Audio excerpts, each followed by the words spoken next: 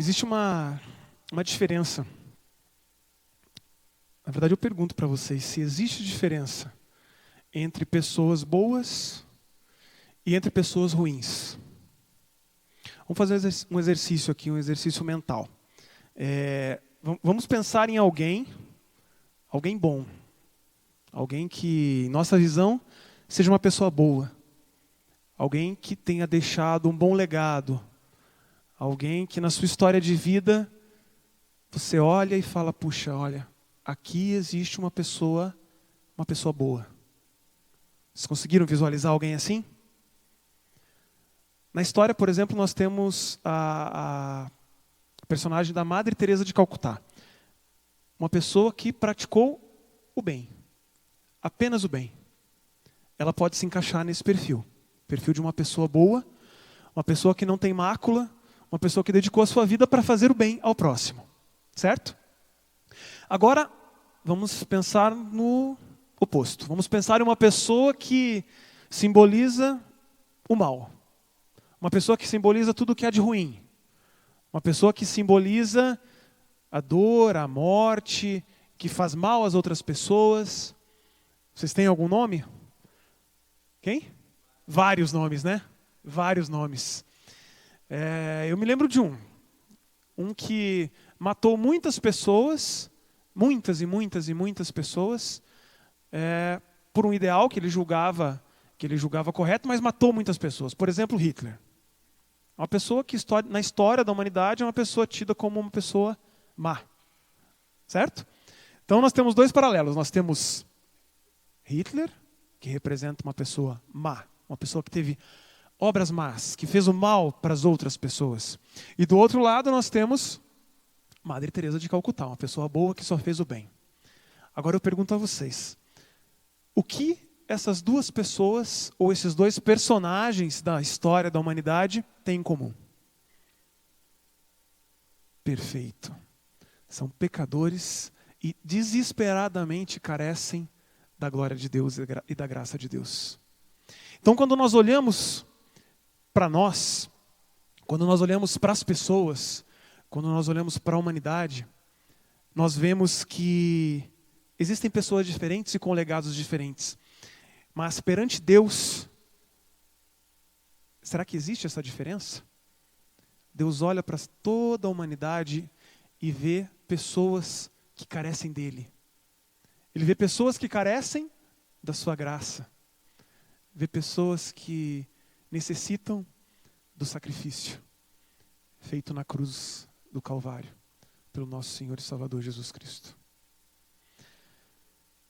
Nós não entendemos a graça. E eu louvo a Deus porque nesses últimos 2 trimestres, a lição da Escola Sabatina, nos últimos 2 trimestres, a lição da Escola Sabatina, ela nos trouxe de forma muito clara e nos trouxe repetidas e repetidas vezes o tema da graça, o tema da salvação, quais os caminhos pelos quais nós podemos obter a salvação e quais os caminhos pelos quais a salvação não é encontrada. Né? Isso ficou muito claro. E daí eu penso, puxa vida, por que a gente precisa talvez dedicar 2 trimestres ou 6 meses do ano para estudar um tema que, depois que você estuda, né, você olha e fala, puxa vida, é tão claro. É tão claro. O papel da graça, o papel da salvação, o papel da lei nesse processo todo. Nós temos uma dificuldade natural em entender a graça. Nós vivemos um mundo em que, quando é dito para você ou para mim que você não pode fazer nada, você fica incomodado. Porque a meritocracia é algo que está presente em todos os momentos da nossa vida. A meritocracia ela está presente no nosso trabalho, em casa, desde pequeno, desde criança. Desde pequeno. Nossos filhos vão para a escola e nós exigimos deles um bom desempenho, né? E falamos para eles que, olha, isso depende de você. Uma boa nota depende do seu estudo. Um bom emprego no futuro vai depender do quê? Vai depender do seu estudo. vai depender do seu preparo, vai depender da sua dedicação, vai depender do seu esforço. O mundo que nós vivemos, ele é esse mundo. É um mundo que prega isso. Ele prega que você é senhor da sua carreira, você é senhor do seu destino, você é responsável pelo seu sucesso e o seu fracasso é resultado da sua falta de empenho. Você não se empenhou o suficiente. Você não se dedicou o suficiente. E aí nós vamos para a Bíblia. E quando olhamos a nossa situação, quando olhamos a nossa situação de pecado, quando vemos como nós nos encontramos nesse processo todo, a palavra de Deus vem e nos diz que Jesus morreu e eu não posso fazer absolutamente nada para me salvar. Não está comigo. Está com Ele. Eu me aproprio do que Ele já fez. Eu aceito o que Ele já fez. Eu aceito o que Ele já passou. Ao mesmo tempo, uma coisa tão simples, um gesto de aceitação, mas que para nós parece tão difícil, porque a gente sempre coloca um mas na frente disso, né? Nós falamos, a salvação ela é unicamente pelos méritos de Cristo. Mas não tem mas nessa história. Não tem mas. A salvação ocorre unicamente pelos méritos de Cristo Jesus. Mas nós temos dificuldade realmente em entender isso. Por conta do meio que nós somos criados, isso vem desde pequeno. Isso vem desde pequeno. Quando nós recebemos alguma coisa de graça, alguma coisa sem que nós tenhamos feito algo para receber aquilo, nós ficamos desconfiados. Falando, não, deve ter alguma coisa errada, tem algo de estranho nisso, porque, puxa vida, não é normal. Não é normal. Isso nos assusta. Outra situação é que indiretamente nós temos um ranking de santidade. Nós olhamos para determinadas pessoas e dizemos, puxa, essa pessoa aqui, olha, se tiver uma escala de salvação, ela está um pouquinho mais alta do que eu. Vocês já viram? Antigamente se usava muito essa figura, é uma ilustração, né? Os passos entre a justificação, a santificação e a glorificação. Meu avô saiu, mas eu lembro que ele tinha um cartaz bem grande, que quando ele ia dar estudos bíblicos, ele estendia esse cartaz. Era um cartaz que começava embaixo, você tinha a justificação, e daí uma escada que era a escadinha da santificação. E lá em cima nós tínhamos a glorificação, né? E nós usamos muito tempo isso. Isso foi muito usado durante muito tempo para evangelizar nos nossos estudos. Tem uma coisa nessa figura que me incomoda um pouquinho.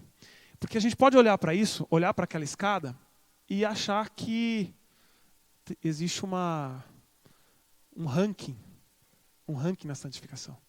Que existem pessoas que estão mais do que outras. E a Bíblia é bem clara em dizer que todos pecamos e todos carecemos da glória de Deus. Ou seja, todos nós dependemos unicamente do que Cristo já fez por nós. Nem mais e nem menos.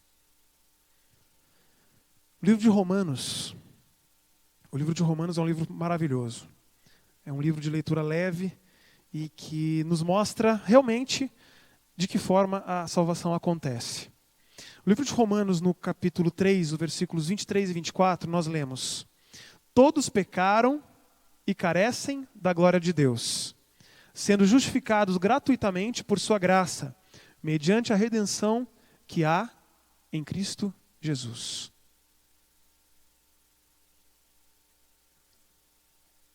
Ainda no livro de Romanos, nós temos no capítulo 5, nós vamos ler diversos textos do livro de Romanos. Então, se vocês quiserem deixar aberto aí, o livro de Romanos no capítulo 5, 19, 20 e 21.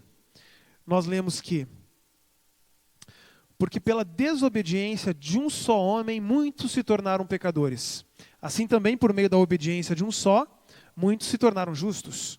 Sobreveio a lei para que avultasse a ofensa, mas onde abundou o pecado, superabundou a graça. A fim de que, como o pecado reinou pela morte, assim também reinasse a graça pela justiça para a vida eterna, mediante Jesus Cristo, o nosso Senhor. Onde o pecado abundou, superabundou a graça. Esse é um dos textos mais fantásticos, na minha opinião, da palavra de Deus. Porque não importa qual é a nossa condição. Não importa. Não importa a sua condição e não importa a minha condição. A graça superabunda a nossa condição. Ela transcende, ela ultrapassa a nossa condição. Amém por isso. Glórias ao nosso Senhor Jesus Cristo por isso. O primeiro passo para nós entendermos um pouquinho da graça é entendermos o quanto somos pecadores. É necessário que nós tenhamos essa consciência, a consciência do pecado muito clara na nossa vida. Nós precisamos ter isso muito claro. A consciência de que nós somos pecadores. No livro de 1 João no capítulo 3, versículo 4, nós temos lá um texto que é muito conhecido também. 1 João, capítulo 3, versículo 4. Todo aquele que pratica o pecado também transgride a lei, porque o pecado é a transgressão da lei. Então, quando nós lemos isso, alguns pensamentos podem vir à nossa mente. Por exemplo, puxa, eu faço tanta coisa errada. Por mais que eu tente fazer coisas certas, eu acabo novamente fazendo o que não é certo. Será que eu estou salvo? Aí nós podemos pensar também que a lei de Deus não são somente os 10 mandamentos descritos no Êxodo. O Senhor Jesus, ele expandiu o conceito da lei. Além do decálogo que nós temos, ele expandiu o conceito para um conceito de amor. Amor ao próximo, amor à nossa família, enfim. O pecado não são somente atitudes. Pecados muitas vezes são sentimentos. E sentimentos que estão em nós. Sentimentos que fazem parte da nossa natureza.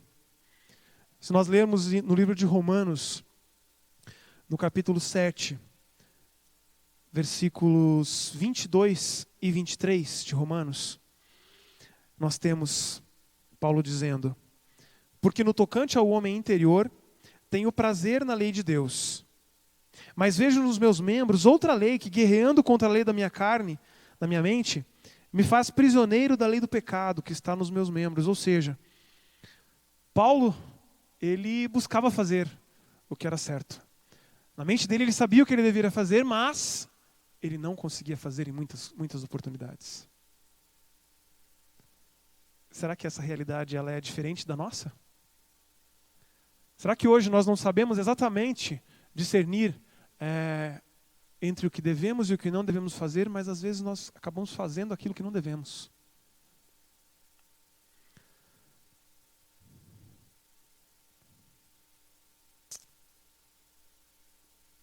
Aqui nós temos alguns conceitos que são interessantes. Quando a gente fala em graça, quando nós falamos no conceito da graça,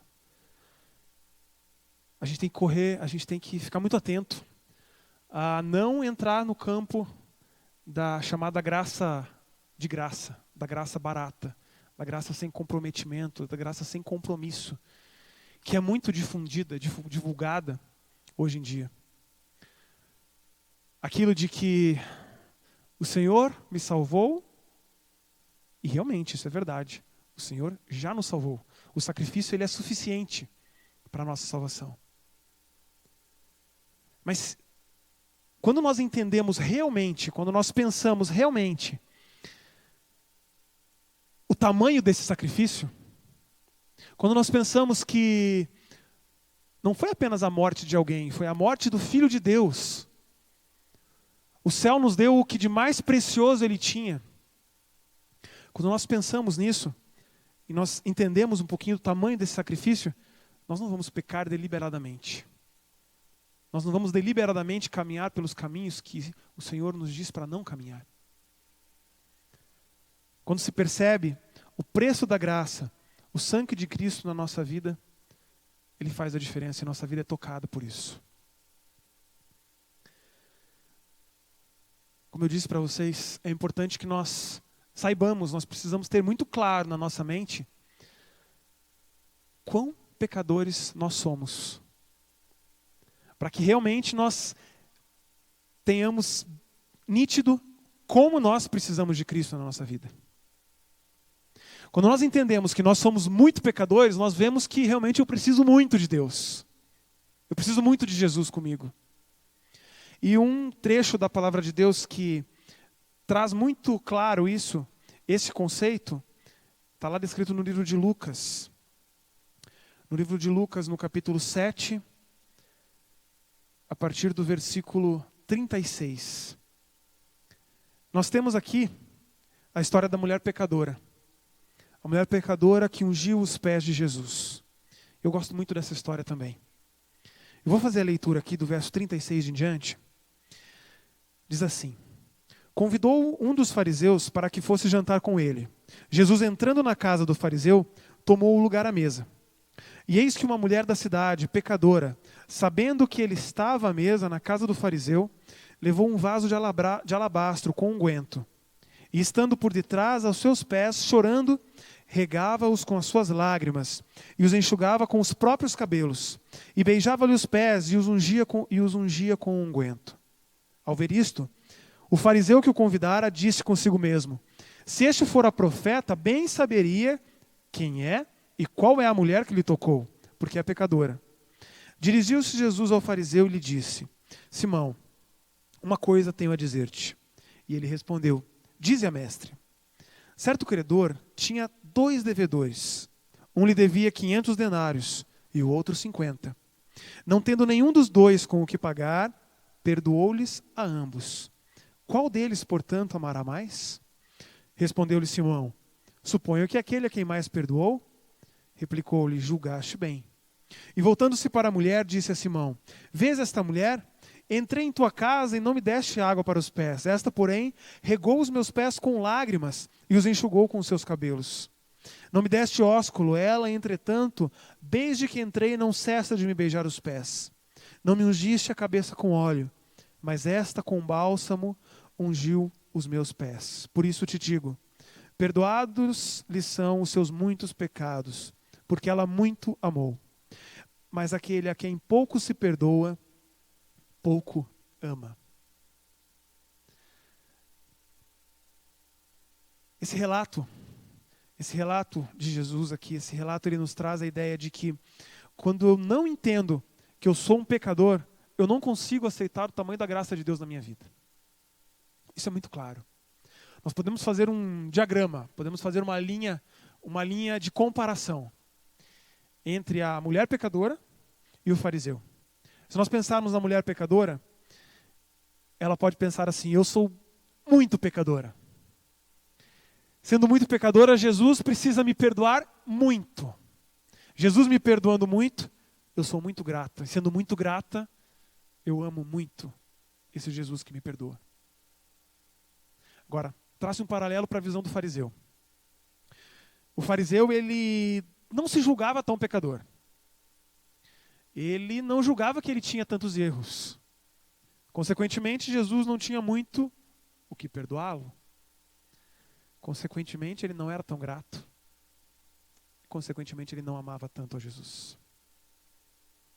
Note que aqui não se trata de uma escala de pecados. Se trata de uma escala de reconhecimento quanto à sua situação de pecado. É diferente. Nós precisamos reconhecer a nossa situação. Reconhecer o nosso estado de pecado, a nossa dificuldade.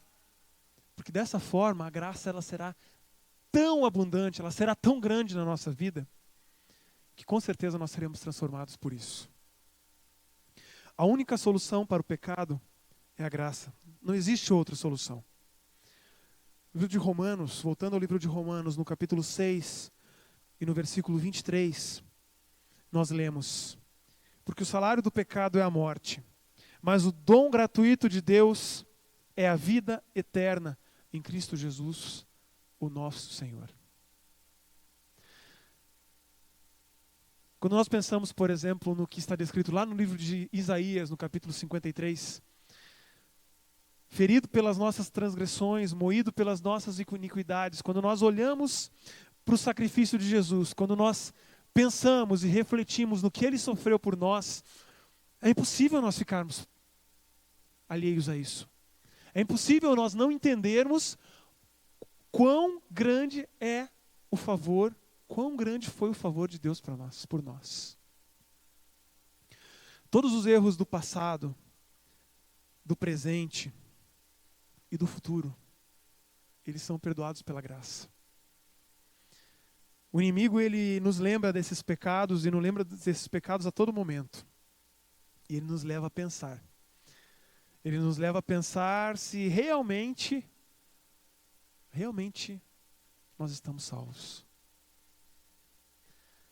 A graça, ela soa como loucura aos nossos olhos e aos olhos da humanidade como um todo. Justamente porque nós não entendemos. Porque nós olhamos para nós e nós só vemos como nós somos maus. Como nós somos ruins. Mas ao olharmos para Jesus, ao olharmos para tudo o que Ele fez por nós e o que Ele faz por nós a cada dia, não há como nós continuarmos da mesma forma. E nós temos diversos trechos aqui da Bíblia, diversos versos da Bíblia que nos animam em relação a isso. Por exemplo, no livro de Romanos, no capítulo 5, versículo 1, nós temos ali: justificados, pois, mediante a fé, temos paz com Deus por meio de nosso Senhor Jesus Cristo. O versículo 8 do capítulo 5: mas Deus prova o seu próprio amor para conosco pelo fato de ter Cristo morrido por nós, sendo nós ainda pecadores. São textos maravilhosos da palavra de Deus que nos fazem refletir. E para mim, na minha experiência pessoal com Cristo, o que mais fala ao meu coração é o que está descrito em Romanos no capítulo 8 e no versículo 1. Agora, pois, já nenhuma condenação há para os que estão em Cristo Jesus. Amém? Nenhuma condenação. Quando o inimigo de Deus olha para você, olha para a sua vida, olha para a sua vida de erros, você pode dizer que nenhuma condenação há para aqueles que estão em Cristo.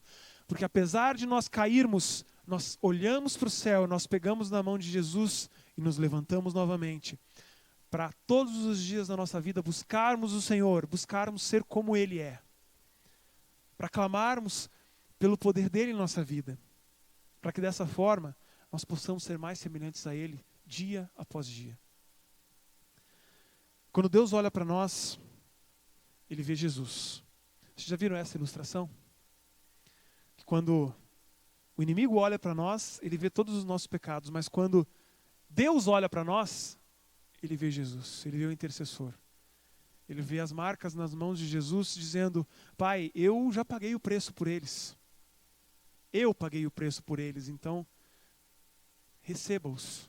Receba-os porque eles vêm em meu nome. Eles vêm com base em tudo que eu já fiz.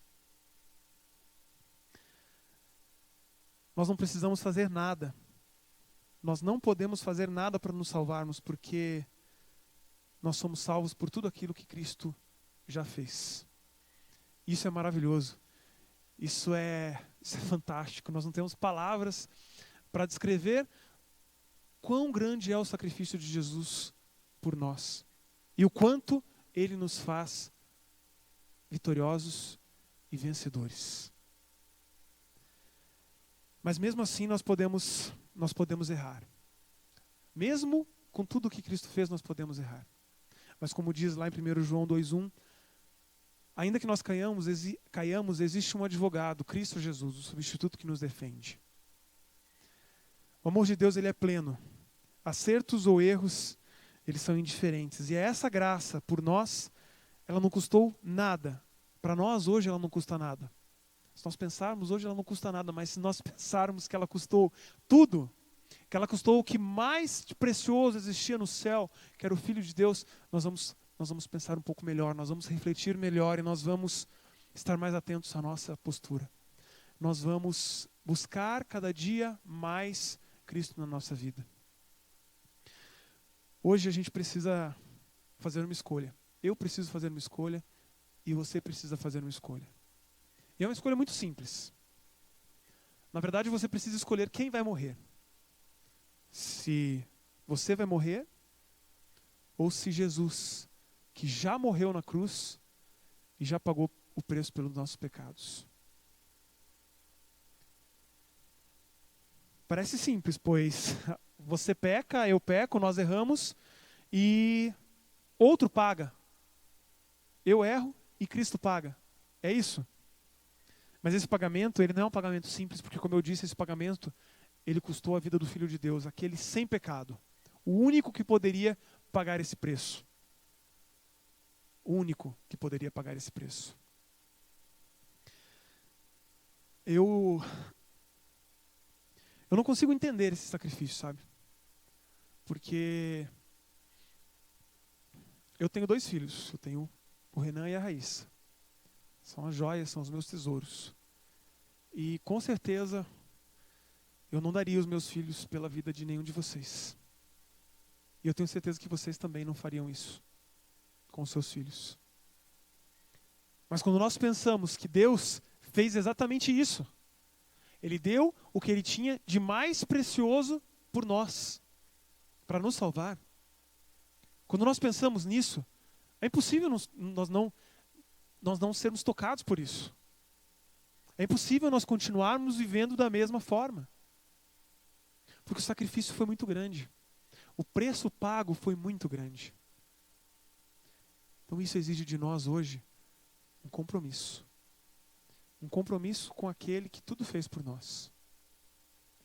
Um compromisso com aquele que nos promete hoje, em nossos problemas, em nossas angústias, em nossa vida, Ele nos promete estar conosco a cada momento. Nós estamos começando um novo ano e a cada novo ano nós podemos olhar e podemos pensar que é uma nova oportunidade para nós. É uma oportunidade para que nós possamos estar mais perto de Deus. É uma oportunidade para nós fazermos diferente aquilo que nós fizemos de errado. E quando eu falo disso, do que nós fizemos de errado, não são atitudes. Porque o que de mais errado nós podemos fazer é nos afastarmos de Jesus. É deixarmos de buscar a Deus todos os dias na nossa vida. É deixarmos de rogar que o Espírito Santo de Deus se faça presente em nós, em todos os momentos. Que nesse ano, que nesse novo ano que se inicia, nós possamos pensar, nós possamos refletir no sacrifício que Jesus fez por cada um de nós. E que nós possamos lembrar que, em meio às dificuldades da vida, nós não estamos sozinhos. Em meio aos problemas da vida, nós nunca estamos sozinhos. Porque aquele que tudo fez, aquele que está no céu, aquele que tudo criou, Ele escolheu se fazer humilde, Ele escolheu se fazer pequeno, para pagar o preço da minha e da sua culpa. E hoje Ele nos dá a promessa e a certeza de que nós não estaremos sozinhos nessa vida e que nós temos a oportunidade de ter uma vida muito melhor ao lado dele. Basta nós confiarmos no poder da graça que Ele nos promete.